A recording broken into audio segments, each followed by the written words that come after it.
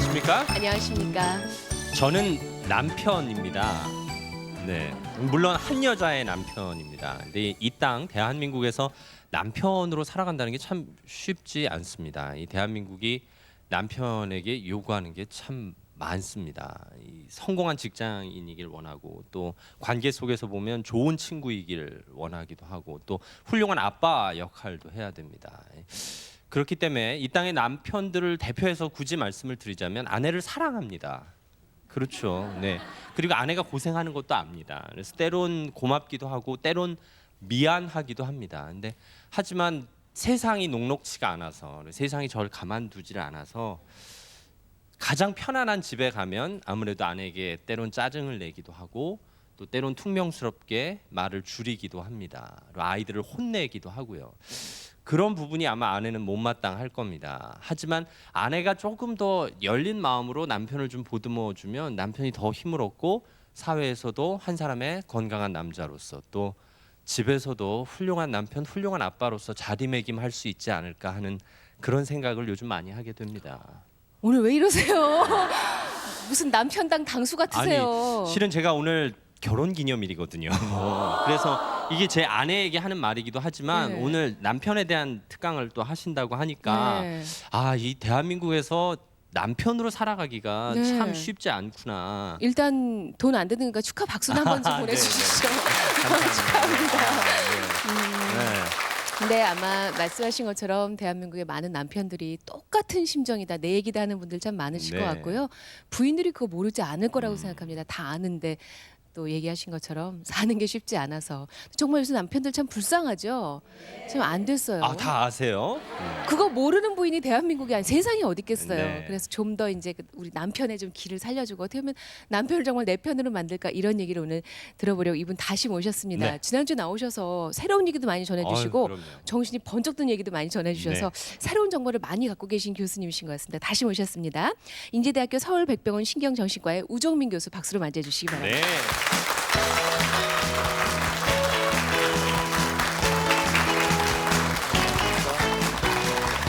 어서 오십시오. 아유, 오늘은 지난주보다 아주 씩씩하게 걸어 나오시네요. 아 그래요? 네. 예. 감사합니다. 걸음걸이를 보면 지금 마음 상태를 알 수 있다고 선생님이 예. 그러셨잖아요. 예. 지난주에 좀 예. 떨렸어요. 그 방송 한번 하고 나니까 그렇게 어렵진 않으셨죠? 예, 조금 풀렸습니다. 네. 예. 오늘은 방송 시작 전에 벌써 객석 어머니들하고 벌써 많이 그러게 한결 얼굴에 여유도 있어 보이시고요. 좀 전에 김지연 아나운서가 했던 그 남편의 고백. 네, 선생님도 남편이시니까 그럼요. 어떠셨어요? 네, 그 항상 늘 하고 싶은 말인데 또 이게 쉽게 잘 이렇게 표현이 잘 안 되죠. 또 괜히 이상하게 좀 어깃장도 부리고 싶기도 하고, 약간 좀 또 응석도 부리고 싶기도 하고 그런 게 이제 남편 마음인데 사실은 이제 그런 그 남자들의 특성 이런 거를 조금 제가 오늘 설명을 드리려고 하고요. 예. 지난주에 무엇보다 화를 내면 내 그 심장에서 그 열이 올라와서 예, 예. 뇌가 익어버린다. 예. 그거 정말 충격적이었어요. 그 그림 많이들 말씀을 하시더라고요. 다시 준비를 했습니다. 예. 아우, 예. 보시다시피 이렇게 심장에서 막 열을 팔팔 내면은 우리 뇌가 마치 꼬치구이를 하듯이 이렇게 익는 거죠. 예. 그래서 저 그림만 보면은 아마도 저 그림 자체가 치료 효과가 있지 않을까 이렇게 생각을 해요. 예, 저걸 보면서 야 내가 이렇게 하면 안 되겠다. 내가 이렇게 해서 내 뇌를 스스로 파괴하는 짓을 하면은 안 되겠다. 이제 그런 생각을 할 수 있겠죠. 예. 뇌세포 한 개가 그러니까 화 한 번 날 때만 100개의 100개라 뇌세포가 그러셨죠. 네, 네. 우리 뇌세포가 몇 개나 돼요? 우리 뇌에 이제 10에 10승계의 세포가 있는데 좀 많긴 많군요. 많긴 많아요. 그런데 그거를 다 쓰는 게 아니거든요. 예. 그 중에 일부만 우리가 사용하기 때문에 저런 식으로 이제 자꾸 어떤 안 좋은 거, 나쁜 거 이런 것을 자꾸 머릿속에 되씹고 되새기고 해서 자꾸 상처를 주고 이게 흔적이 남는 거죠. 지난번에 제가 못 박는 아들 맞아요. 얘기를 했지만 이게 흔적이 남으면은 결국은 우리 뇌에 상처가 돼서 일찍 자기 정서적으로 조절을 잘 못한다든지 또 자꾸 이렇게 기억력 같은 거 떨어지고 이런 문제가 올 수 있습니다. 그러니까 많다고 해서 100개쯤 죽어도 되겠거니 이런 마음은 절대 그렇죠. 안 된다. 예. 아니, 특히나 나이 드신 후를 생각해 보면 예. 벌컥벌컥 화를 내시거나 예. 소통이 안 되면 젊은 네. 사람들이 곁에 안 있으려 그러죠. 그렇죠. 예, 예. 더 외로워지시는 거죠. 네, 스스로 외로움을 자처하는 그런 안타까운 경우가 많죠. 예, 조금 자기 틀을 버리면은 그리고 조금 나이 드실수록 오히려 좀 자상하게 배려도 해주시고 조금 양보해 주시고 이렇게 하면은 훨씬 옆에 사람들이 많이 이렇게 있을 텐데 그 자기 틀을 그냥 그 못 벗어나고 고집하는 거 그것 때문에 스스로가 자꾸 사람들을 멀게 하는 예. 네, 그런 안타까운 경우가 많이 있어요. 네, 저는 개인적으로 기억에 남는 것이 그 부정적인 말을 할 때는 나를 주어로 얘기하고 긍정적인 말을 할 때는 상대방을 주어로 얘기해라. 그래서 저는 방송할 때도 이제 그 원칙을 지켜야 되겠다. 예. 부정적인 얘기를 할 때는 나를 중심으로 얘기하고 긍정적인 얘기를 할 때는 이금희 씨를 주인공으로 얘기하자. 언제 아니, 그러셨어요? 앞으로 언제나 앞으로, 예. 그러니까 적대형으로. 솔직히 한 시간 내내 고개 끄덕이면서 들었는데 그거 네. 하나만 지금 뇌리 속에 남아서 아, 건졌어요. 이건 굉장히 좋은 현상입니다. 아. 네. 아주 기억력이 좋으신데요. 네. 대개 제가 이제 강의나 또는 뭐 상담이나 치료 시간에도 말씀을 드리잖아요. 사실 사람이 한 번 얘기를 해서 2가지, 3가지 이상 기억하기가 어려워요. 그리고 이제 기억을 한다는 게 굉장히 어떤 인상적인 거, 뭐 그 사람 넥타이 색깔이 어떻더라, 뭐 안경이 좀 뭐 삐뚤어졌더라, 꼭 이렇게 좀 지엽적이거나 약간 좀 그 안 좋았던 거 이런 것도 기억부터 하시는 분도 있어요. 그런데 자꾸 우리가 좋은 것을 먼저 기억하고 그렇죠? 자꾸 이렇게 중요한 거 이런 거를 기억하려고 노력하는 게 치매 예방에도 좋고요. 그죠? 뭘 자꾸 읽는다 그러는데 읽어서 기억에 남는 거는 상당히 적어요. 자기가 한번 읽거나 듣고 나면 그거를 자꾸 이렇게 떠올리는 거죠. 떠올리는 거. 옛날에 그 학생 저도 이제 한 공부했거든요. 아유 그럼요. 왜 안 하시겠어요? 아니 뭐 제가 근데 이제 제 나름대로의 비법 같은 게 있었어요. 그게 뭐냐면 이렇게 어떤 경우는 옛날에 선생님들이 숙제를 내면은 뭐 연습장에다 영어 단어를 뭐 한 2페이지를 꽉 채워라 뭐 그런 막 이제 그 볼펜으로 막 영어 단어 한 10번씩 막 적은 다음에 뭐 그냥 적질 않잖아요. 뭐 동그라미 치고 밑줄 팍팍 긋고 뭐 표시하고 별표 치고 뭐 여러 가지 막 해요. 되게 그러면은 아 내가 이렇게 뭔가를 많이 했구나라고 스스로 위로는 낼지 몰라도 그게 별로 뭐 남질 않아요. 그럴 시간에 차라리 자꾸 이렇게 입으로 되새겨보고 따라 다시 자꾸 떠올려고 이렇게 하는 것이 훨씬 학습 효과가 좋죠. 전 공부 끝나고 그 연습장 몇 장 했나 그 헤아리면서 되게 뿌듯했었는데 예. 아, 오늘 10장이야. 예, 양보다는 질. 아, 예, 항상 우리가 양으로 뭐 5페이지 했냐 이게 중요한 게 아니고 네. 얼마나 내가 중요한 얘기를 내 뇌에다가 잘 새겼느냐. 그죠? 내가 내 뇌를 스스로 익히면 안 되겠다. 그죠? 이런 그 중요한 얘기를 얼마나 내 뇌에다가 잘 새겼느냐. 그게 중요한 거죠. 하나라도 건져서 실천하자. 그럼요. 이 자세가 예, 중요하겠군요. 예, 네. 그럼요. 오늘 해주시는 말씀도 뇌에다 좀 새겨보도록 네. 하겠습니다. 뭐, 예, 네. 박수로 강의 청해 주시기 네. 바랍니다.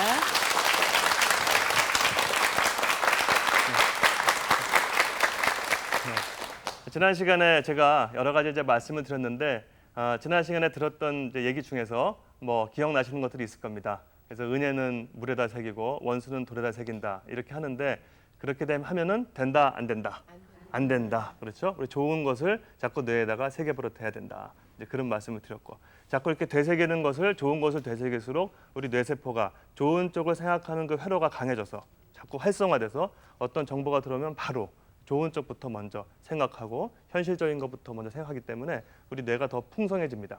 그래서 그거 점을 꼭 기억을 하시고요. 또 제가 기억하실지 모르겠지만 이게 화가 날 때, 좀 속된 말로 열받을 때, 그럴 때 어떻게 하느냐 제가 제일 처음에 어떻게 한다고 그랬죠? 내가 안중근 의사인가, 그죠? 내가 이렇게 화나는 일이 이렇게까지 뭐 대의 명분이 있고 중요한 일인가 이런 거 한번 생각해보자 말씀드렸고 또 좀 아까 얘기 나왔지만은 이게 내 건강과 바꿀 만큼 그렇게 중요한 일인가? 내 뇌를 상처를 내가면서까지 그렇게 구멍을 내고 흔적을 내가면서까지 화를 내야 할 일인가? 이런 걸 생각해보자고 말씀드렸고 그렇죠? 또 이제 내가 이렇게 화를 내므로써 효과가 있는가? 그만큼 효과를 거두는가? 이런 이제 것을 생각해보자. 효과도 안 나는데 자꾸 화내는 거. 예를 들면 이런 거예요. 야 오늘 너 공부했어? 너 숙제 다 했니? 뭐 숙제 좀 안 한 것 같다. 그러면 그러니까 내가 평소에 뭐 이렇게 하라고 했잖아. 이렇게 자꾸 뭐 짜증스럽게 얘기하고 화를 냈다 이 말이에요. 그 마음의 본 뜻은 공부를 잘 하라는 거예요, 하지 말라는 거예요. 잘 하라는 거죠. 본 뜻은 그런데 과연 그렇게 그냥 자기는 연습국 보면서 애한테 너 건너방에 있는데 애한테 너 공부 다 했어? 뭐 그죠? 이러면은 자기 본 뜻은 그게 아니라고 하더라도 아이가 자녀들이 받아들이기에는 엄마는 맨날 자기도 연습국 보고 그러면서 나보고만 보라고 그래. 또 애가 이렇게 모르게 한마디 하면은 또 어떤 엄마는요 프로그램을 그냥 뽑아버려요. TV를 그냥 뭐 오늘부터 시청 금지. 그래서 그냥 한 달간 뽑아버리고 이제 이렇게 하는 것이 과연 효과적인가 생각해볼 수가 있죠. 그래서 이제 이런 한번 3단계 뭐 응급처치 이런 거 제가 말씀드렸는데 그런 것을 이렇게 생각을 하다 보면은 우리의 어떤 정신 건강에 마음의 근력을 키우는 이런 방법들을 우리가 익힐 수 있겠습니다. 그래서 지난 시간에는 이제 몸의 근력을 키우듯이 마음의 근력을 키우자 이런 말씀을 제가 드렸었고 오늘 이제 드리려고 하는 말씀은 남편을 내 편으로 만들자 이겁니다. 남편을 살리는 것 이것이 이제 굉장히 제가 부탁드리고 싶은 이런 말씀이에요. 사실 이제 한국의 주부들이 직업이 굉장히 여러 가지입니다. 직종이 다양해요. 여러분들이 어떤 일을 하시죠? 밥하고 뭐 빨래 세탁하고 집 관리하고 의식주를 주로 이제 담당을 하시는데 집에서 살림하시는 분들 물론 이제 맞벌이 하시는 분들 맞벌이도 요새 많이 늘었지만 이제 전업주부를 기준으로 했을 때 이제 의식주를 주로 담당하는데 그것도 뭐 그냥 밥만 하면 되는 것이 아니고 그죠? 요새는 뭐 다 다이어트 남편이 요새 뚱뚱하고 비만하면은 집에서 잘 관리를 못한다 이런 말을 듣기가 또 쉽죠. 그러니까 뭐 영양사도 돼야 되고 그렇죠. 또 헤어 디자이너, 뭐 코디네이터, 옷 뭐 입고 가나 이런 것도 챙기고 지방 관리, 인테리어. 그것보다도 한국 주부 중에 제일 중요한 역할이 뭘까요? 제가 보기에는요 학습 지도사예요. 예, 그 전 세계적으로 아마 제가 보기에는 유례가 없을 것 같고 인도 사람들이 조금 비슷한 특성이 있는데 한국 주부의 가장 중요한 역할은 아마 제가 보기에는 애들 공부시키고 진로 적성 평가해서 진로 상담해주고 그죠? 이끌어주고 이러는 것이 아마 제일 부가가치가 높은 일 중에 하나 아닐까 그런 생각을 해보는데 전체적으로 봤을 때 제가 생각할 때 주부의 직업을 한마디로 표현하자면 저는 주부는 이 사람을 살리는 사람이다 이렇게 생각을 합니다. 우리가 이제 살림을 한다고 하잖아요. 그 살림이라는 말뜻 자체가 어떤 물건, 사람을 살린다는 거죠. 그래서 제가 보기에는 의사랑 비슷한 것 같아요. 주부들이. 왜냐하면 의사라는 직업 자체가 사람을 살리는 거지 않습니까? 예, 그죠? 그러니까 우리 주부분들이 사실은 집안, 자녀들, 남편들 이런 그 가정을 살리는 역할을 하시기 때문에 살림살이를 하시잖아요. 그래서 주부의 가장 중요한 역할은 제가 보기에는 사람을 살리는 일이다. 이런 일 생각이 돼요. 근데 이 살림이 말이죠. 요새 좀 평가절하되고 좀 무시되는 것 같아요. 제가 볼 때 살림은요. 굉장히 머리가 좋아야 됩니다. 굉장히 머리가 좋은 사람이 잘하는 일이에요. 예를 들어서 요리하는 거 있잖아요. 요리는 손으로 한다고 생각하실지 모르지만 제가 보기에 요리는 이 머리로 하는 거예요. 왜냐하면 요리라는 게 이 결과물이 하나 나오기까지 재료도 굉장히 많고 뭐 그 음식하는 순서 같은 거 그죠? 불을 언제 켜고 몇 분간 켜고 언제 양념을 넣고 굉장히 중요하잖아요. 이 머리 나쁜 사람은 요리 잘하기가 어려워요. 요리 잘하시는 분이 아우 저는 뭐 다른 거 할 줄 모르고요. 그냥 밥 뭐 찌개 잘 끓이고 뭐 그냥 이런 거는 사실은 찌개 잘 끓이는 게 굉장히 어려운 겁니다. 우리가 이제 지능 중에 언어성 지능과 동작성 지능으로 지능을 두루 나누는데 음식 잘하시는 분들은 동작성 지능, 어떤 행위를 하는 지능이 좋은 거예요. 우리 뇌에 전두엽이라고 그래서 이 앞뇌가 있습니다. 뇌에는 이제 이 앞부분에 있는 뇌에서 주로 하는 일이 뭐냐면 요새 말로 이제 멀티태스킹, 여러 가지를 동시에 진행할 수 있는 능력, 또 중요한 것을 먼저 하는 능력, 또 순서를 이렇게 배치하는 거, 또 했던 얘기 또 하지 않고 그 상황에 맞게 적절하게 얘기를 바꿔서 하는 거, 이런 것이 이제 우리 전두엽의 기능이에요. 그런데 요리를 잘하고 살림을 잘하시는 분들은 이 전두엽이 좋은 분들이에요. 전두엽 기능이 우수한 분들이 요리를 잘하는 거죠. 그러니까 자부심을 좀 가지실 필요가 있어요. 내가 이렇게 사람을 살리는 일을 잘하는구나. 그런데 가끔 보면은 좀 안타까운 경우도 있어요. 요즘에 엄마들이 말이요 딸한테 흔히 하시는 말, 너는 나처럼 살지 마라. 그런 분들이 있어요. 너는 나처럼 살지 말고 뭐 부엌에서 맨날 평생을 보내지 말고 말이죠. 너는 배울 만큼 배우고 다 했으니까 네 날개를 활짝 펴고 활활 날아가라. 돌아볼 것도 없다. 근데 이렇게 자꾸 너무 이렇게 이런 쪽으로 강조가 되신 분들은 가끔 제가 이제 진료실에서 보면은 부작용도 좀 봐요. 너무 이렇게 살림이나 그런 역할을 좀 이렇게 별것 아닌 일 이렇게 하다 보니까 그리고 조금 결혼 생활에서 힘든 게 있고 그래도 좀 맞춰가기도 하고 이래야 되는데 어떤 때는 좀 쉽게 포기하고 그냥 헤어지고 그렇죠? 옛날에는 이 다리가 돌아올 수 없는 다리라고 생각했는데 요새는 뭐 그냥 건너갔다가 또 돌아왔다가 또 다시 건너가기도 하고 이런 것도 참 어떻게 보면 좀 부작용인 것 같아요. 그래서 제가 이제 살림을 하는 거의 중요성 이런 이제 말씀을 드렸는데 제가 오늘 이제 부탁하고 싶은 것은 남편을 좀 살려달라. 그런 말씀을 좀 드리고 싶어요. 너무 불쌍해지잖아요. 갑자기 남편들이 저는 살려달라고. 마음에 확 와닿는데요. 마음에 화가 정말요? 나죠. 네. 어머. 그래서 남자들이요 굉장히 힘들어요. 그래서 남자들이 참 겉으로는 웃어도 속으로는 정말 아야 소리 못하고 정말 사는 게 많습니다. 그런데 집에 와서 이런 남자들의 마음을 좀 이해해주고 말문을 자연스럽게 좀 열게 해주면 좋은데 그렇게 하지 못하고 말이죠. 서로 이제 좀 안 좋게 좀 말다툼하고 이렇게 하다 보면 말문이 딱 막아버리거든요. 그러면 남편들이 이제 정말 입을 열기가 싫고 살맛이 안 나고 이런 경우가 많아요. 와서 말씀을 해주시니까 저는 아는 거죠. 그래서 요새 남편들의 이 자화상 이런 거를 볼 수 있는데 남편의 어떤 그 세 가지 과목 요새 남자들이 겪고 있는 이런 어려움들이 있습니다.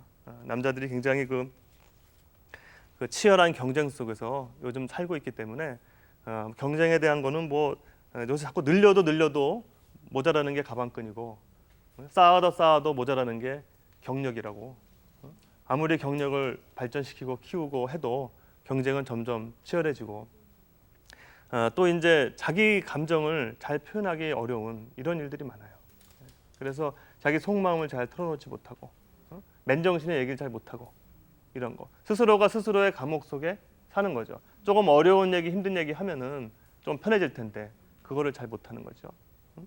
또 자기 집중 시간이 부족하다. 자기 스스로 자기 내면을 들여다보고 생각할 시간이 별로 없이 아침부터 밤까지 정신없이 그냥 뛰어다니다가 스스로도 자기 바쁘다.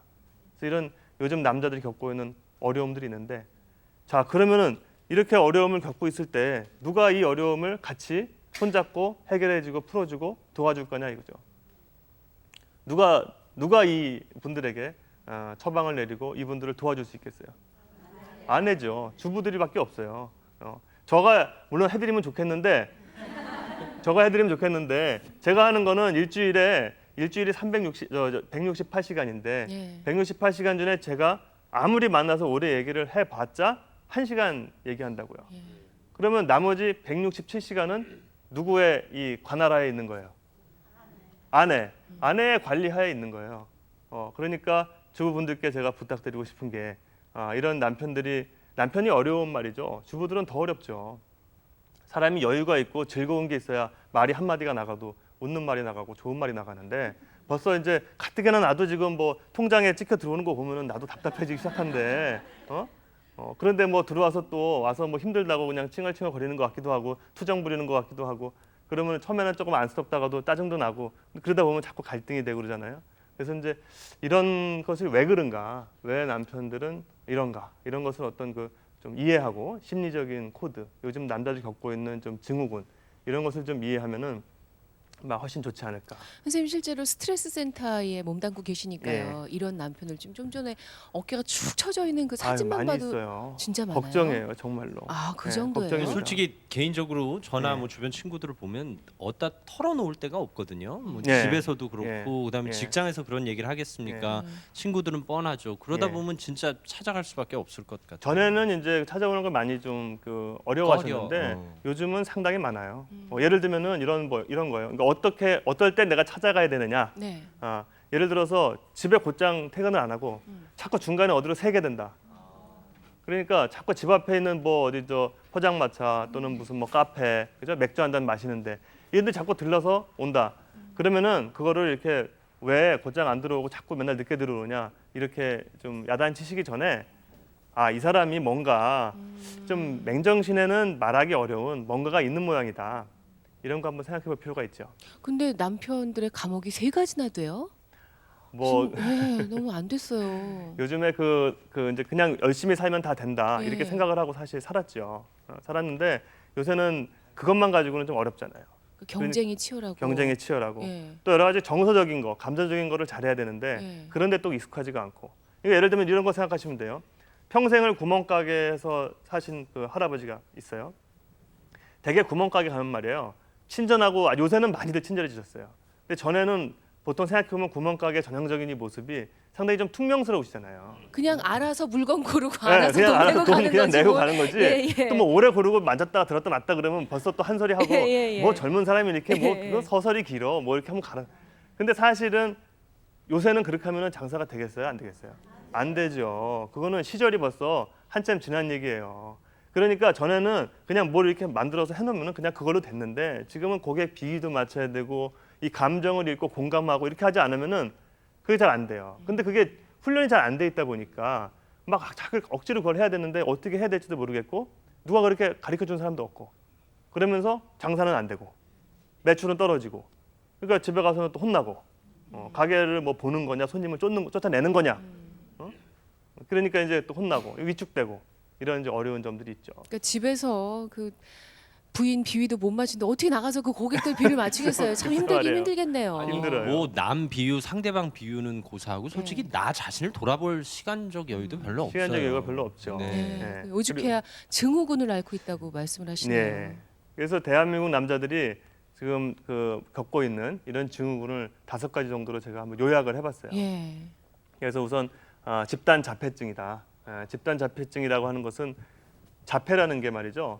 이 IQ가 나쁜 것은 아닌데 말귀를 잘 못 알아먹고 사회적인 이 관계 형성이 잘 안 되는 거예요. 근데 이것이 한 개인의 문제만이 아니고 집단적으로 여러 사람이 겪고 있는 문제이기 때문에 제가 집단 자폐증이다 이렇게 말씀드리고 또 탈진 증후군 남들이 지쳐 있고 탈진하고 핸드폰 배터리가 다 떨어진 핸드폰처럼 에너지가 떨어져 있고 또 아담 증후군 아담 증후군이라는 것은 일종의 남성 갱년기 현상과 비슷한 건데 40대 중반 이후에 50대 이럴 때 정말 이 끈떨어진 위축되고 어깨가 움츠러들고 이런 아담 증후군 있고요. 또 파랑새 증후군은 이제 젊은 남성들에서 많이 보는 건데 이것은 이제 이상은 높은데 현실에 만족을 못하고 그러니까 자꾸 꿈을 쫓는 파랑새처럼 뜬구름 잡는 얘기만 하는 거예요. 자꾸 회사도 다니다 그만두고 뭐가 불만족스럽고 이런 거. 또 마지막으로 이제 상사병이라고 그러는데 상사병은 이제 사랑하는 사람한테 연정을 느껴서 하는 그런 상사병을 생각하시죠? 근데 제가 말씀드린 상사병은 이 상사 때문에 생기는 병. 네. 과장님, 한자가 좀 부장님, 달라요. 이사님, 한자가. 전무님. 예. 아. 사모한다라는 그런 상사가 아니고 네. 한자로 보면은 그죠? 윗사람 때문에 생기는 병. 이게 직장인들은 다른 거 없거든요. 회사에서 일 많이 하고 뭐 일 힘들다고 뭐 스트레스 받아서 병 걸린다 그런 사람은 별로 없어요. 물론 한국 직장인이 일을 오래 합니다. 평균적으로 근로 시간이 길어요. 길지만 가장 힘들게 하는 것은 근로 시간 자체보다는 그 직장에서 이제 맺는 인간관계죠.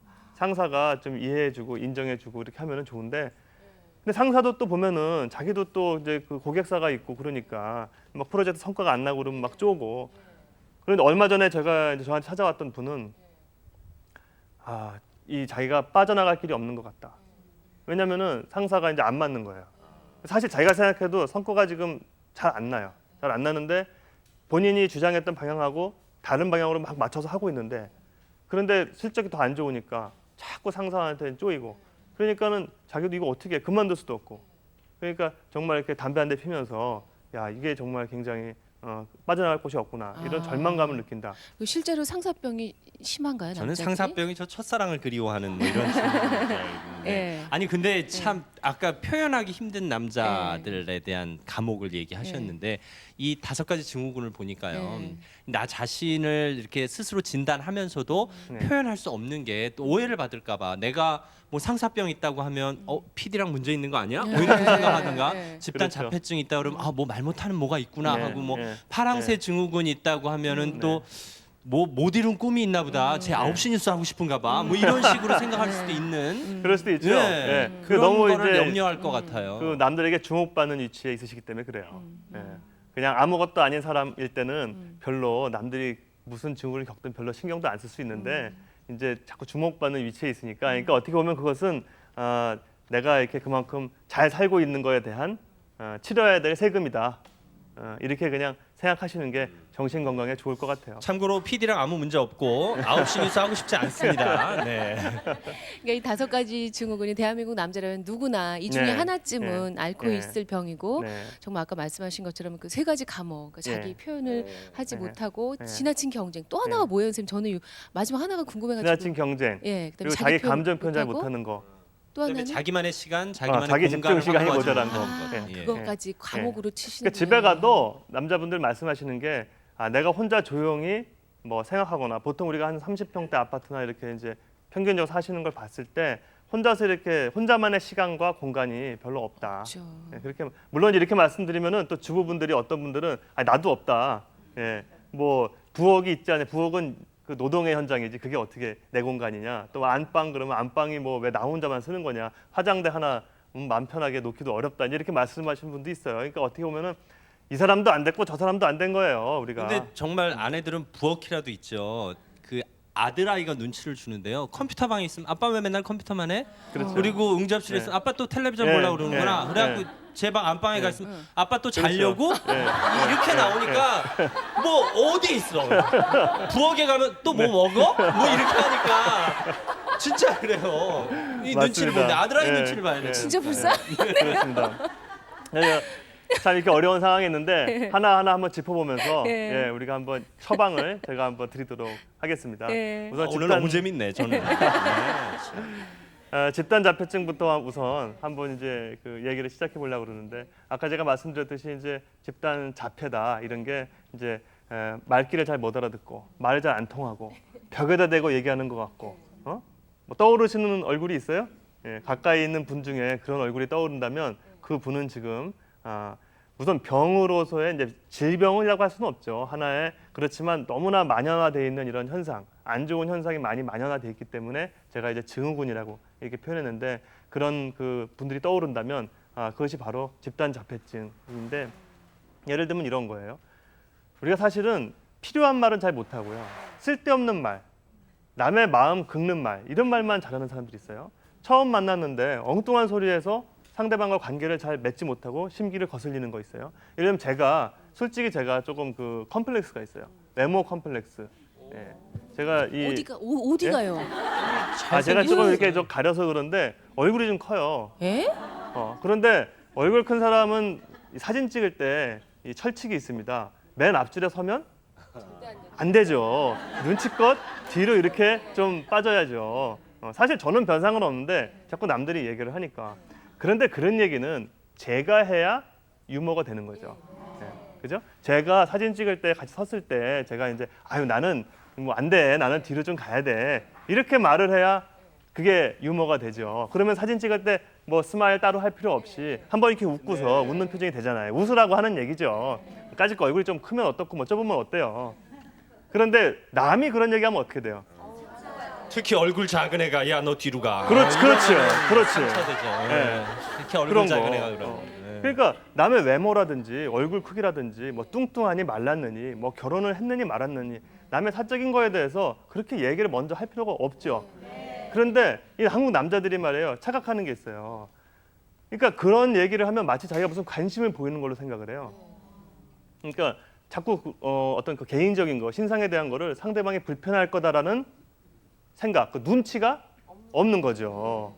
상대방이 사실은 들으면서 기분이 나쁠 얘기인데도 자기는 자기 딴에는 관심을 갖는다고 얘기를 하는 거예요. 그래서 이게 참 답답한 일인데 이제 왜 이런 일이 벌어지느냐? 이게 사실은 한 개인만의 문제는 아니고 우리 뇌에 유전적인 차이가 있어요. 차이가 우리가 이제 서양에서 분류를 할 때 공감형과 체계화형 이렇게 이제 분류를 하는데 공감형이라는 것은 이심 전심 마음이 잘 통하고 그죠? 다른 사람의 감정을 잘 이해하는 이런 것이 이제 공감형이고 체계화형 그러면은 논리적이고 어떤 결과 위주, 성취 위주로 생각하는 이런 건데 사실은 남자하고 여자 사이에는 이런 차이가 있다. 공감형이라는 거를 조금 더 이제 풀어서 얘기하면은 척하면 착하고 알아듣는 거예요. 눈치가 있는 거예요. 또 예를 들어서 여자 중에도 공감을 잘 하시는 분들은 되게 예를 들면 아이가 아프다. 그러면 엄마들과 아빠들의 전형적인 반응이 조금 다르죠. 엄마들은 아이가 아프다 그러면 어떻게 하죠? 무조건 아이고 어떡하니 큰일 났다. 얼마나 아프니? 그리고 막 들고 뛰는 생각부터 해요. 되게 아빠들은 어때요? 아빠들 어디가 아픈데? 그래? 그러면 병원에 가야지. 뭐 그냥 이런 그 아주 이성적인 대답. 병원에 가야 된다는 거는 결론적으로는 맞는 말이에요. 결론적으로 맞는 말이지만 아이가 원하는 답은 뭐예요? 아이고 어떡하니? 얼마나 아프니? 이런 그 마음의 위로를 원하는 거죠. 그러니까 이게 그 공감형과 체계형은 어떤 일에 대해서 다르게 대처를 하는 거예요. 저희 집도 조금 반대입니다.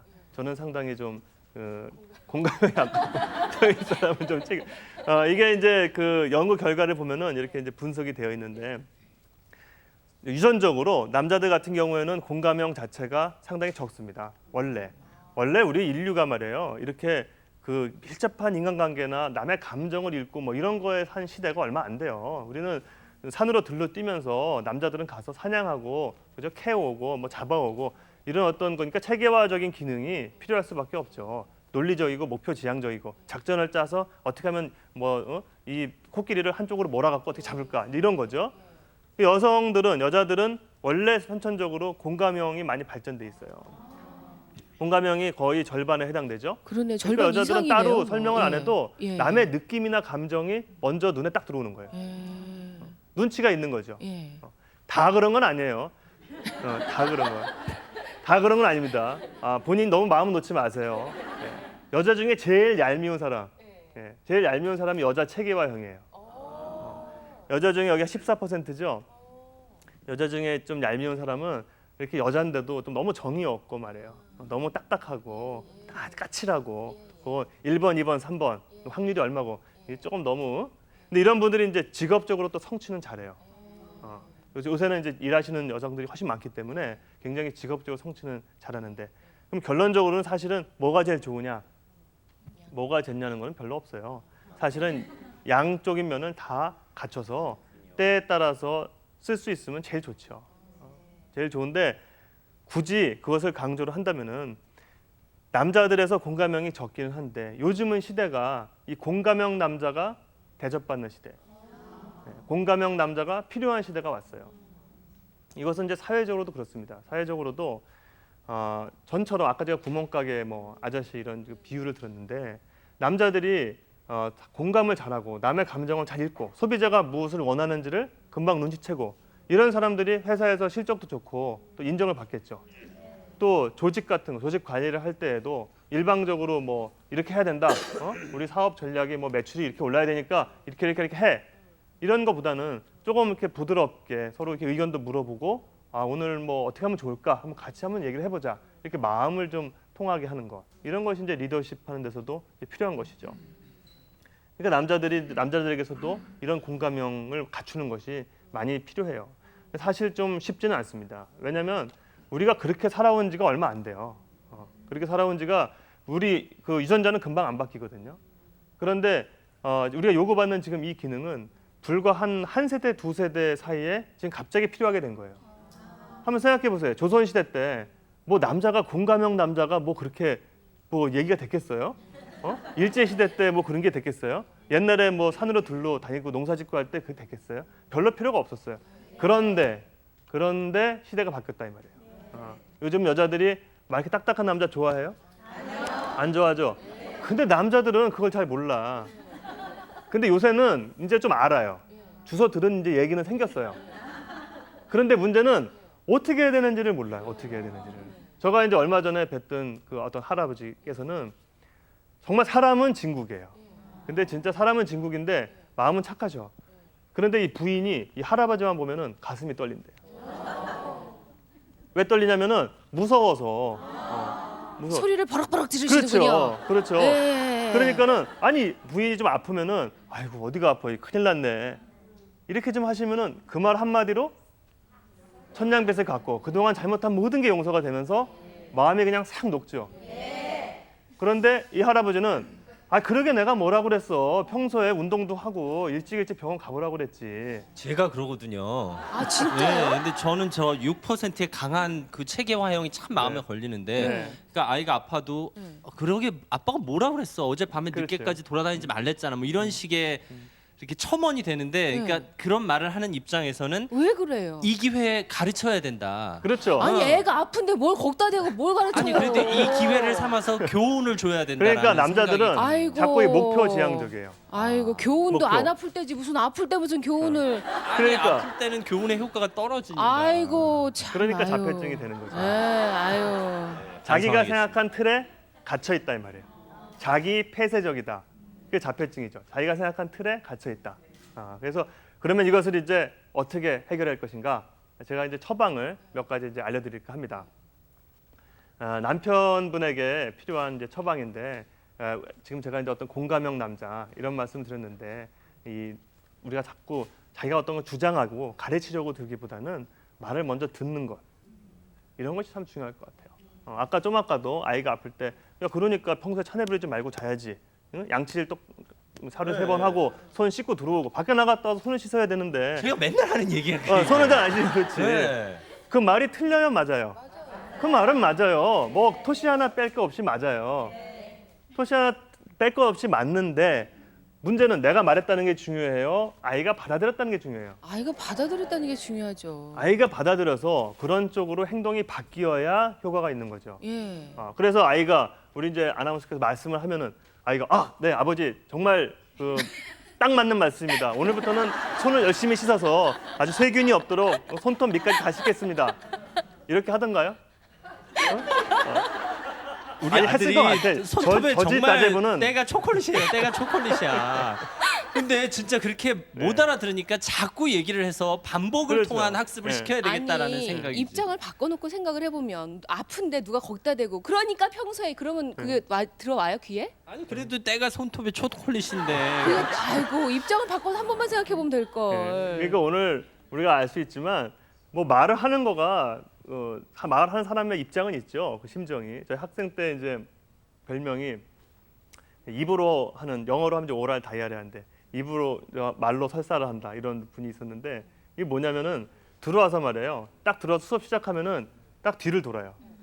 그래서 그때는 이제 슬라이드를 이렇게 슬라이드 통에다가 돌리거든요. 그럼 슬라이드를 쫙 돌리세요. 물론 하실 말씀이 무지하게 많은 거죠. 최신 의학 지견도 많고 1시간 내에 막 전달해야 될 게 많아요. 근데 저 같은 이제 불량 학생들은 그걸 뭐 열심히 듣고 배우다가 중간에 포기하죠.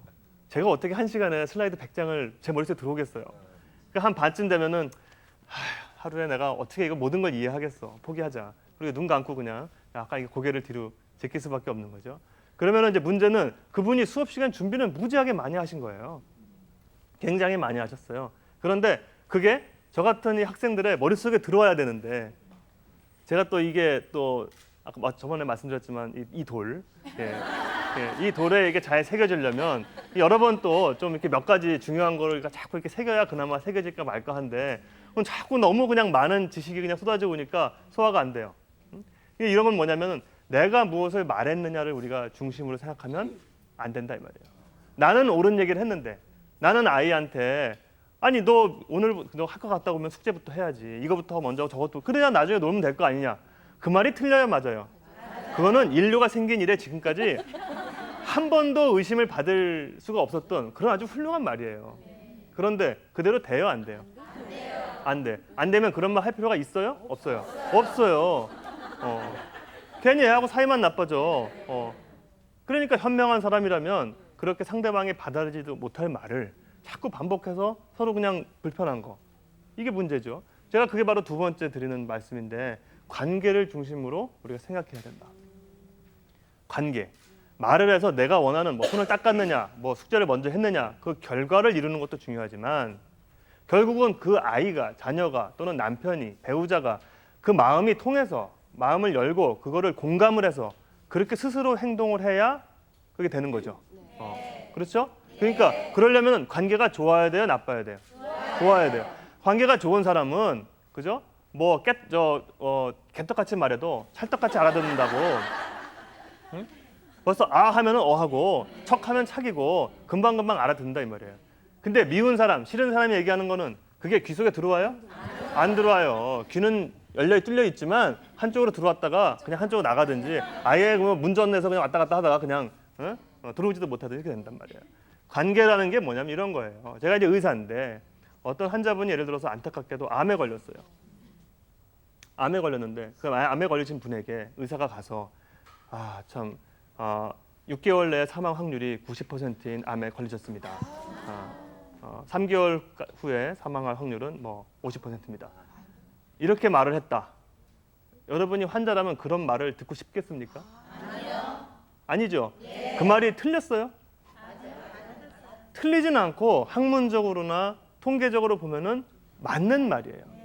제가 분노 얘기할 때 드렸던 말씀하고 같은 맥락인데 옳으냐 그르냐를 따지는 사람, 그런 사람은 남하고 공감이 잘 안 돼요. 옳으냐 그르냐가 중요한 게 아니에요. 암 걸려서 6개월 사망률이 90%다. 말은 맞는 말이에요. 그 말을 듣고 환자가 무슨 용기가 나고 그 말을 듣고 의사한테 신뢰가 가서 치료를 받고 싶겠어요? 그거보다는 의사가 가서 손 한번 딱 잡아드리면서 참 상황이 솔직히 쉬운 상황은 아닙니다. 그러나 여러 가지 최근에 의학도 발전하고 방법이 있으니 한번 같이 열심히 해봅시다. 그죠? 그렇게 해야 이게 의지를 갖고 똑같이 생존 확률이 10%라고 하더라도 내가 이 선생님을 믿고 한번 같이 해봐야겠구나. 그런 믿음이 생겨야 되는 거거든요. 그래서 이것이 바로 관계를 중심으로 우리가 소통하는 것이다. 세 번째는 우리가 남이 얘기할 때 말이에요. 특히 남자들이 많이 좀 배워야 연습을 해야 되는 것인데 맞장구를 좀 잘 쳐야 됩니다. 맞장구. 지금 여러분들이 하시는 이런 맞장구. 그죠? 그래서 아주 좋아요. 예, 제가 아주 힘이 되거든요. 맞장구. 처음에는 뭐 이런 생각해요. 뭐 그렇게 뭐 재밌는 얘기도 아닌 것 같은데 뭐 재밌어 하시나. 그러나 조금 시간이 지나면은 그래도 안 해주는 것보다는 고마워요. 좋아. 그러니까 우리가 맞장구를 자꾸 치면은 누가 먼저 얘기하면은 그래? 정말? 그렇겠구나. 참 듣고 보니까 그렇네. 그렇게 말하면은 옳고 그르고 따지는 얘기부터 하는 사람보다 훨씬 마음이 편해지고 더 이제 얘기를 하고 싶은 거예요. 이 맞장구의 절정은 추임새입니다. 그래서 네 번째 제가 추임새를 좀 넣자. 이제 이런 말씀을 몇 년 전부터 제가 여러 차례 드리는데 이 추임새라는 게 원래 말이죠. 이 한국의 문화는 상당히 수평적인 문화고 원래는 우리가 이제 판소리를 하거나 민요를 하거나 어렸을 때 저도 이제 시골에서 좀 자라고 그랬었는데 동네 잔치를 하거나 하면은 원래 우리는 무슨 어떤 얘기나 의사소통을 할 때 그 객석과 그 연주하는 사람이 같은 평면에 있거든요. 지금 이렇게 저는 아침마당 좋아요. 아침마당 이렇게 같이 편한 곳에 있는 거거든요. 이게 오페라 본다고 이제 뭐죠? 이거 안경 쓰고서 이렇게 보는 거 이런 게 아니고 우리는 같이 이렇게 한바탕 같이 이렇게 공감하는 거예요. 그러려면은 앞에서 노래하는 사람이 노래를 쫙 하면은 그러면 그 듣는 분들이 어떻게 합니까? 가만히 딱 이렇게 앉아갖고서는 점잖게 이렇게 듣고 있나요? 원래 그렇지가 않아요. 그죠? 좋다, 좋구나, 벌써 명창이네 하면서 이렇게 우리가 추임새를 딱 이렇게 넣어줘요. 그죠? 그래야 이게 부르는 사람이 흥이 나서 같이 소통을 하는 거예요. 다른 사람이 남편이나 자녀가 말할 때도 마찬가지예요. 추임새, 최고의 추임새는 말이죠. 그 남편이나 자녀의 잘하는 거, 재능을 자꾸 봐주고 칭찬하는 거예요. 정말 이런 것도 잘했어. 야, 정말 숙제도 잘했네. 야, 조금만 더 하면 되겠다. 오늘 운동해가지고 예를 들면 뭐 운동을 하고 왔는데 뭐 남들보다 조금 진도가 늦게 나가요. 그럼 어떤 엄마는 거기다 대고서 야, 너 딴 애들은 6개월이면은 태권도 뭐 단증 따고 다 건너뛰 하는데 너는 왜 7개월 20일이나 더 걸렸어? 왜 웃어요? 어제 저희 집 아이가 무슨 이렇게 어떤 과목에서 100점을 받았대요. 그러면서 오. 너무 당당하게 야. 얘기하는 거예요. 근데 네. 제 답변이 네. 너 그거 원래 잘하잖아. 어머 세상에. 그리고 다음 이어지는 질문이 네. 100점이 몇 명인데 어머. 이렇게 물어보게 되더라고요. 그러니까 이게 부모의 어쩔 수 없는 습성인 것 같아요. 100점이 100명에도 얼마나 잘했어요. 아니 그러니까 잘했다고 얘기는 그렇지. 해줬어요. 예. 근데 아, 그건 뭐 그것도- 중요한 시험도 아니었고 네. 그래도 뭐 애가 얼마나 기뻤겠어요. 이렇게 말하면 안 되는 아유, 거지. 눈치가 없어요. 제가 보기에 오늘 참 이미지 많이 제가 지금 오늘 여기서 그 신경정신과 상담을 받는 분위기가 이런 분위기겠구나 하는 생각이 드네요. 근데 오늘을 계기로 해서 이렇게 조금 별거 아니에요 사실은. 그 말 한마디 처음에 얘기할 때 너무 이렇게 결론부터 너무 이렇게 그냥 그 맞는 얘기 그럼 얄미워요 좀 사람이 정이 없고 정말 이렇게 100점 받. 저 같으면 뭐 100점은 저희 아이한테 바라지도 않고 뭐 한 90점만 어떻게 맞아오면 일단은 잘했다. 아니 잘한 거잖아요. 아니 어제도 100점 많이 받은 그거예요. 그것도요. 많이 받아도 걔 마음을 생각해보세요. 그 시험지를 들고 집에 올 때 얼마나 그냥 엄마 아빠한테 자랑하고 아니 그래 싶어서. 칭찬도 해주긴 했어요. 잘했다고. 아유, 제가 볼 때는 참. 이쯤 되면 물러서실만 한데 계속 이렇게 우겨요. 그러니까요. 아유. 계속 이렇게 우기죠. 이 남자들이 이래요. 아유 진짜. 계속 이렇게 어깃장을 부리고 우긴다니까. 그냥 맞는 말이면 받아들이면 될 거를.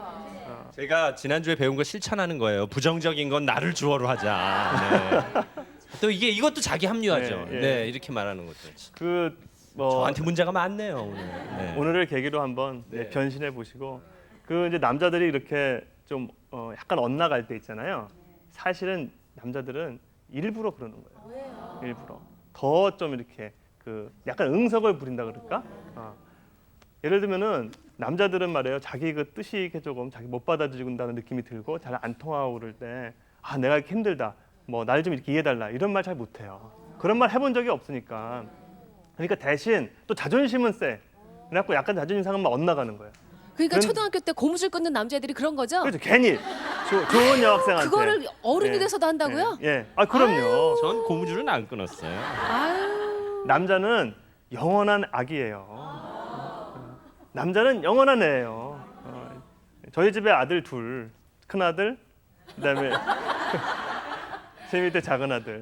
예, 그러니까 남편은 자꾸 몰아붙이면 어떻게 돼? 애들을 자꾸 몰아붙이면 어떻게 돼? 궁지로 몰아붙이면 엇나가요. 엄마가 너무 그냥 맞는 말만 하는 거야. 그러면은 애가 나중에는 숨을 못 쉬는 거야. 그러니까 막 그런 애들이 나중에 잘못하면은 시험 못 보고 그러면은 내가 이렇게 살아서 뭐 하나? 엄마를 실망시키는데 이렇게 되는 거죠. 그러니까 남자들 괜히 그리고 저 혹시라도 실수로 이혼하시는 분들이 있어요.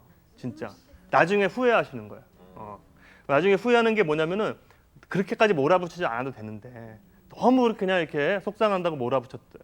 남편은 자꾸 거꾸로 나가요. 보란 듯이 괜히 집 나가서 안 들어오고 막. 그래서 나중에 자기보다 더 젊은 여자랑 결혼해서 잘 살아요. 그럼 마음이 어때요? 마음이 좀 아프죠? 에이, 가서 뭐 좀 모진 사람 만나서 고생해봐야 내가 좀 분이 풀릴 텐데, 좀 너무 잘 살면 좀 밉잖아요. 그렇게 안 하려면은, 그렇게 안 하려면 좀 제가 말씀드리는 거예요. 남편이 아군이에요, 적군이에요? 아군이죠. 답변이 왜 빨리 안 나와요? 아니 이거 이상하네. 오늘 분위기 이상하네. 네. 네. 남편이 아군이에요, 적군이에요? 아군이에요? 남편이 적군이신 분들은 지금부터 그냥 안 들으셔도 돼요. 적군이면 어떻게 할 수가 없어. 그런데 아군이다. 그러면은 좀 모자라고, 못나고, 덜 떨어지고, 맑게 못 알아듣고, 아쉽고, 그래도 아군이니까 좀 키워주고 이렇게 소통하고 대화를 해야지. 그렇죠? 네. 다음에 이제 우리 두 번째 증후군 한번. 우리 두 번째 겪는 증후군은 탈진 증후군입니다. 탈진이라는 거는 자기가 가진 에너지를 너무 다 쏟아서 엑셀레이터를 그냥 너무 밟으면은 자동차가 기름이 떨어지고 더 이상 안 가죠. 그런 상태에 있는 거예요. 요즘 남자들이 그런 그 탈진 현상. 그러니까 남자들은요, 이 서양 사람들은 지치면 우울증이 많이 옵니다. 우울증. 그런데 우울이라는 거는 이제 막 깔아지고 의욕도 없고 이런 거죠. 슬프고 눈물만 나고. 그런데 사실 남자들은요, 한번 주변에 남편분들한테 우울이 뭔지 아냐고 한번 물어보세요. 여보, 우울이 뭐야? 이렇게 물어보세요. 남자들은요, 어휘력이 부족해요. 이 감정적인 현상에 대해서, 감성적인 거에 대해서는 기본적으로 갖고 있는 어휘력이 부족해. 이 보캐뷸러리 22,000 뭐 이런 거 하는 거 남자들은 사실 그거부터 해야 돼요. 불안이 뭔지 우울이 뭔지 잘 몰라요. 실제로 몰라요. 실제로. 그럼 어떻게 몰라요? 그러니까 유전적으로 차이가 있는 거예요. 실제로 모른다니까. 그래서 아니 물어보세요. 오늘 제 말이 안 믿기면은 그냥 붙잡고 여보 요새 우울증이 많다는데 우울이 뭐야? 설명을 잘 못해요. 대신 몸으로 느끼는 거, 내가 지친다, 힘이 없다, 더 이상 하고 싶지가 않다, 이런 거는 이제 잘 느끼시죠.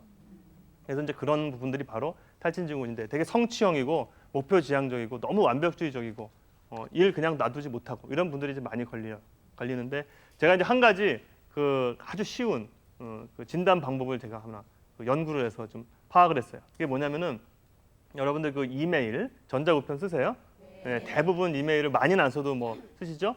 그런데 제가 재밌는 거를 발견했어요. 이메일을 쓰는 습관을 보면은 그 사람이 이 탈진 증후군이 잘 오는지 안 오는지를 좀 알 수 있더라고요. 어떤 거냐면은 이메일을 딱 열었어요. 우편함을 딱 열었는데 뭐부터 보십니까? 대개 사람들은 두 가지 유형이 있어요. 첫 번째 부류는 자기 눈에 들어오는 중요한 거부터 열어요. 그렇게. 근데 어떤 사람은 말이에요. 지워야 될 거, 스팸 메일, 제목 이상한 거, 그거부터 클릭을 쭉 해요. 쭉 정한 다음에 먼저 지워놓고, 그다음에 깔끔하게 만들어놓고, 그다음에 이메일을 보기 시작해요. 그런 사람들은 어떤 사람이냐면은 성격이 굉장히 완벽주의적이고 강박적인 거예요. 그러니까 이 사실 메일함에 바이러스나 스팸이 가득 차 있어도 내가 사는데 지장이 있어요, 없어요? 없어요. 그런데 마치 내 몸에 더러운 병균이 막 득실을 거리는 것처럼 못 참는 거예요. 그래서 그걸 막 다 지워요. 그러니까 자기가 가진 에너지를 중요한 것부터 쓰는 거예요? 쓸데없는 것부터 쓰는 거예요? 쓸데없는 것부터 쓰는 거죠. 그런 사람이 헛발질하는 거예요. 헛발질하는 거예요. 저 문전 앞에서는 골 못 넣고 중간에 맨날 힘 빼다가, 그죠? 그러니까 이런 남편이 좀 이런 성향이 있다. 그러면은 중요한 것부터 먼저 하나 이거를 좀 봐주시고 체크를 해야 됩니다. 그런 분이 스트레스가 더 많다는 거예요? 스트레스가 많죠. 아, 그걸 조사를 하셨어요? 예, 그래서 그렇지 않은 집단 같은 경우에 메일을 읽는 순서에 따라서 3%밖에 어떤 그 고위험군, 스트레스 많은 군이 없었는데 스팸 메일부터 지우는 분들에서는 15%. 제가 대학생과 직장인 100명씩 놓고 조사를 해봤더니 이런 특성이 있더라고요. 지금 이 말씀 들으면서 아차 싶은 분들이 있을 거예요. 아, 나도 그런데. 예? 예. 근데 사실은 스팸 메일 둬봤자 하나 상관없는데 이런 거부터 먼저 지운다는 자체가 자기가 불필요한데부터 에너지를 쓴다는 거죠. 사람이 가진 에너지는 제한이 있으니까 그거를 쓸데없는 것부터 막 쓰기 시작하면 빨리 지치는 거죠. 다음번 연세가 좀 드신 분들은 요즘에 아담 증후군이라고 해서요. 호르몬이 감소하면서 생기는 그런 문제가 많습니다. 아침에 눈 뜨면 하루가 싫고 아내 샤워 소리가 무섭고 의외로요 남자들이 순진해요. 굉장히 민감합니다. 아담 증후군에 어떤 현상이 있는가 한번 제가 그 간단한 체크리스트를 한번 소개를 해드릴까 하는데요. 성욕 감퇴가 있습니까? 또 기력이 없습니까?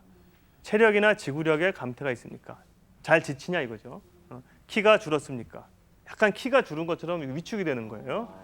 또 울적하거나 괜히 짜증이 나는가? 자꾸 잘 삐져요. 남자가 자신감이 있고 그럴 때는요 잘 삐지진 않습니다. 그냥 그래 됐어 수용을 해요. 남편이 자기가 자신이 없고 뭔가 이렇게 남성으로서의 힘이 빠진다고 생각이 되면 갑자기 위축이 됩니다. 위축이 되면 잘 삐져요. 섭섭한 게 많아집니다. 저녁 식사 후에 또 바로 잠에 빠져드십니까? 이런 이제 간단한 어떤 체크리스트를 보면은 우리가 이제 아담 증후군이 있지 않은가. 이런 경우에 제일 좋은 처방은 제가 보기에는 운동입니다. 운동. 네, 운동. 그래서 그 운동을 열심히 하면은 자기의 어떤 몸에 신체적인 활기도 생기고 정신적으로 자신감도 생기고 여유도 생기고. 그래서 요즘에 50대, 60대 분들 중에서 마라톤 하거나 뭐 몸 만드는 운동을 하거나 이런 분들이 상당히 많아요. 굉장히 바람직한 현상이라고 생각을 하고요. 물론 너무 무리해서 하실 필요는 없습니다. 그것도 우리가 좀 그런 게 있어요. 마라톤 한다 그러면은 사실 꼭 그렇게 마라톤 몇 번 완주, 뭐 한 달 만에 마라톤 완주 이런 거 안 해도 되거든요. 그냥 꼬박꼬박 동네 한 바퀴씩만 돌아도 운동 면에서는 다 효과가 좋아요. 근데 그걸 너무 무리해서 하면은 또 부작용이 생길 수 있죠. 그 다음에 이제 네 번째로 제가 말씀드린 건 젊은 사람들에서 많은 건데 파랑새 증후군이 있습니다. 파랑새라는 거는 이제 우리 그 동화에 나온 얘기인데 치르치르와 미치루 이렇게 파랑새를 쫓아가는 것처럼 우리가 이상을 갖는 건 좋은데 제가 요즘 안타까운 것은 특히 젊은 세대에서 나약해요. 현실을 잘 받아들이지 못하고 꿈은 큰데 남의 떡이 다 커 보이는 거죠. 그러니까 요즘 같은 불경기에 어떻게든지 좀 붙어 있어야 되는데 그만두는 거 먼저예요. 그래서 제가 저한테 이제 와서 그런 걸 상담하시는 분들이 있습니다. 하면 제가 반드시 첫 번째 철칙이 갈 곳을 정해놓고 발을 띄어라. 근데 갈 곳도 안 정해놓고 발을 띄면 어떻게 돼요? 나중에 공중에 붕 떠서 사람이 망가지는 게 금방이에요. 한번 소속을 잃고 헤매기 시작하면은 굉장히 어렵습니다.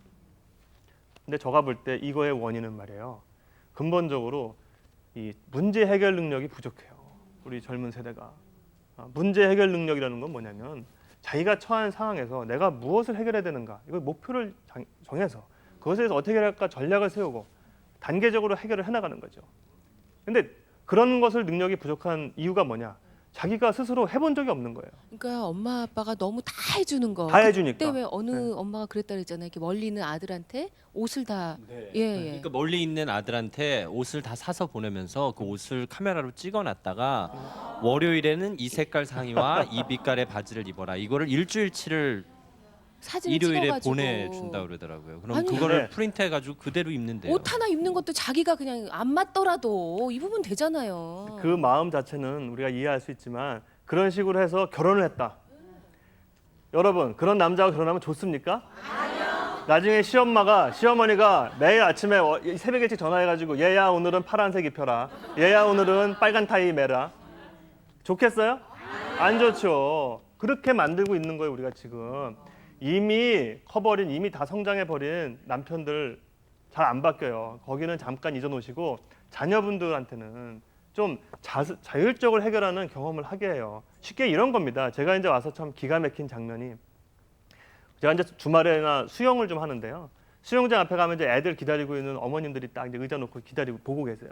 그래서 제가 무슨 얘기를 하나 이렇게 우연히 듣게 됐는데 어떤 말씀을 하냐면은 학원 선생님 평가회를 하는 거예요. 애들 수영하는 걸 보면서 뭐 수영을 어떻게 하면 잘할까? 우리 애는 수영을 좋아하나 싫어하나? 뭐 어떻게 하면 저거를 나이 먹어서까지 하면서 스스로 자기 관리할 때 쓸까? 뭐 이런 얘기를 하는 게 아니고 어느 학원은 몇 달 안에 뭐를 끝내주는데 어느 학원 다녔더니 내신이 좋은데 뭐 이런 평회를 하는 거예요. 그러니 그 애가 수영을 잘한다는 것에 대해서 의미를 두겠어요? 자기가 힘들고 괴로울 때 어떤 문제를 해결할 능력을 갖겠습니까? 아무도 그거에 대해서 관심이 없는 거예요. 예를 들면은 내가 굉장히 가난하고 돈이 없어요. 그래서 내가 대학을 가고 싶은데 정말 어떻게 형편이 안 돼. 해결 능력이 없는 사람은 어떻게 생각하냐면 야, 나는 왜 되는 일이 이렇게 하나도 없냐. 나는 왜 이런 부모 밑에서 태어났을까. 나는 안 풀리고 있어. 나는 못났어. 이렇게 생각해. 그러면 해결의 방법이 있어요? 그럼 뭐 부모를 바꿔요? 집안을 바꿔서 태어나? 어떻게 해결을 해? 해결이 안 돼요. 문제 해결이라는 건 이런 거예요. 내가 정말 대학 가고 싶은데 대학을 졸업할 때까지 2천만 원이 필요하겠다. 그러면 문제를 쪼개요. 자, 2천만 원을 한꺼번에 만들 길은 없어요. 그럼 500만 원씩 쪼개 넷으로. 자, 그럼 500은 어떻게든지 내가 우리 친척집이 있는데 한번 가서 좀 사정해보고 500만 원은 내가 오늘부터 아르바이트를 해서 내년까지 1년 동안 한번 모아보고 또 500만 원은 무슨 공부하고 싶은 그런 청소년들에게 지원해주는 제도가 있다고 그러니까 거기에 가서 한번 구청이라든지 동사무소 가서 한번 물어보고 이렇게 쪼개서 얘기를 하면은 답을 만들 수가 있단 말이에요. 이런 거. 마지막으로 우리가 이제 상사병, 이제 남자들이 많이 겪고 있는 이 상사병도 결국은 이제 아까 대인관계와 비슷하지만 우리 참 탈출구가 없는 이런 경우에 이 상사들과 어떻게 대화를 할 것인가 이런 부분들에 대해서도 저가 볼 때는 결론적으로 이런 그 공감형 남성이 되도록 집에서 잘 이끌어 주시고 가르쳐 주시고 이렇게 도와주시면 상사들한테도 꼭 이렇게 이런 사람들이 있어요. 맨정신에는 말 잘 못하다가 꼭 2차, 3차 가서 만취해가지고 아니 뭐 부장님 그러실 수가 있습니까? 그렇게 안 봤는데 그러실 분이 아닌 줄 알았는데 저한테 어떻게 이러실 수가 있어요? 그런 분들은 좀 승진하기 어렵죠. 어렵지 않겠어요?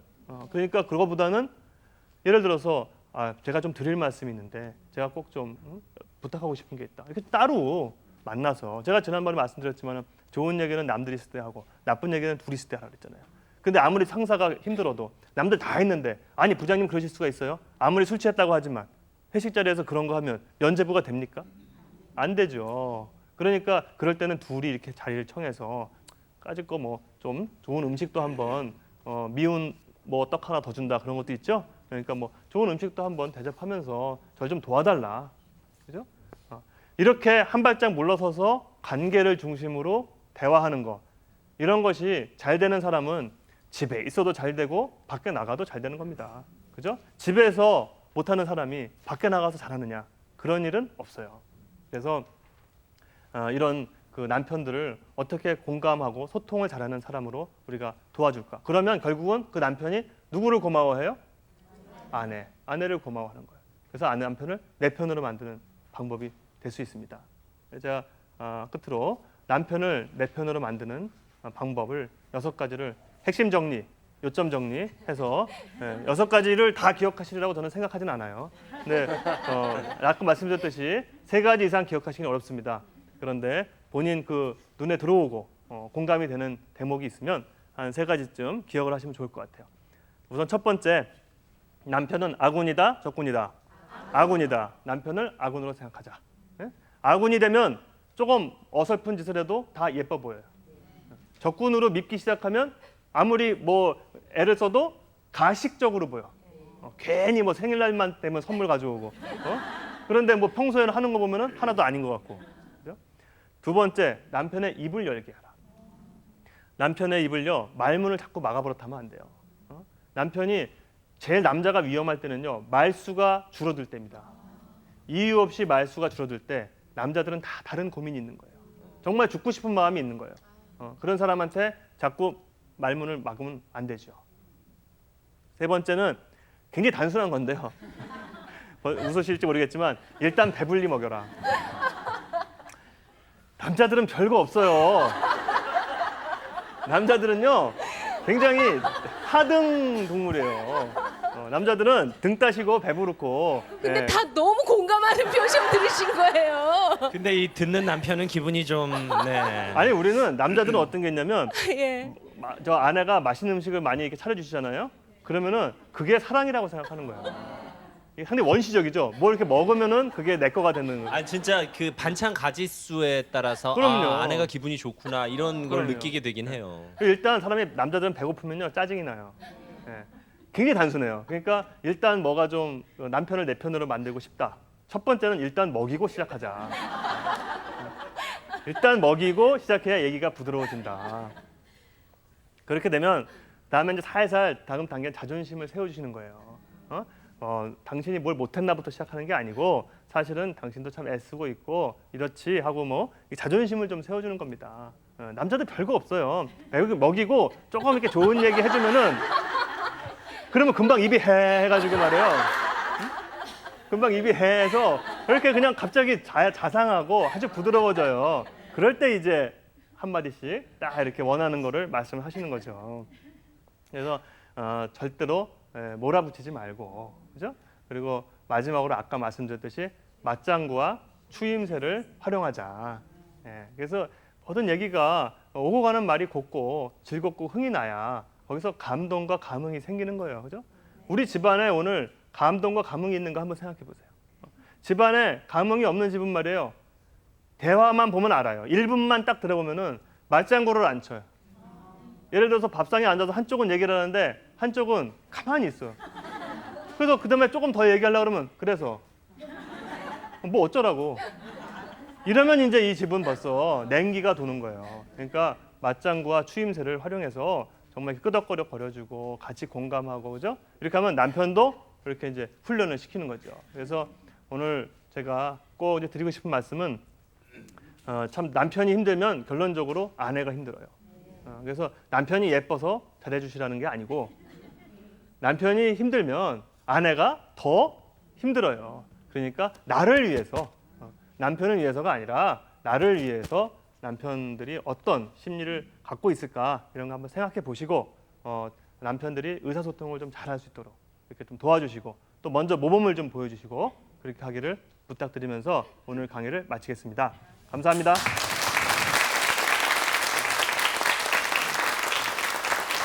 아유, 감사합니다. 네. 오늘 좋은 거 많이 배우셨죠? 네. 일단 남편 좋아하는 특별 요리부터 좀 준비하시고요. 맞장구 치는 거. 근데 또 식탁에 앉혀놓고 또 정신과 의사가 남편을 배불리 먹이래. 뭐 이런 얘기는 하지 마시고. 네. 네.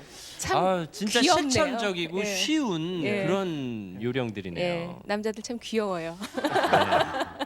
네. 예, 오늘 좋은 말씀 감사합니다. 네, 예, 고맙습니다. 감사합니다. 예, 고맙습니다. 인지대학교 서울백병원 신경정신과의 우정민 교수셨습니다. 네. 다음 주 목요 특강에 또 어떤 내용이 준비되어 있는지 미리 좀 안내를 해드리겠습니다. KT의 조소한 전무 잘 아실 겁니다. 당신의 삶을 자극하라. 그러니까 정말 다들 어렵고 힘들다고 하시잖아요. 근데 그럴 때일수록 뭔가 힘과 용기가 되는 걸 우리가 찾아야겠죠. 오늘 말씀하신 것처럼 아내가 이렇게 힘과 용기가 되어줄 수도 있고요. 스스로 그것들을 힘내게 만드는 것을 찾는 것도 중요할 것 같습니다. 한 손을 잃는 위기를 겪었지만 긍정의 힘으로 마케팅의 대한민국 대표 귀재가 되신 KT 조선 전문 모시겠습니다. 선물 소개해드리겠습니다. 구정마루에서 백화점 상품권 준비해 주셨고요.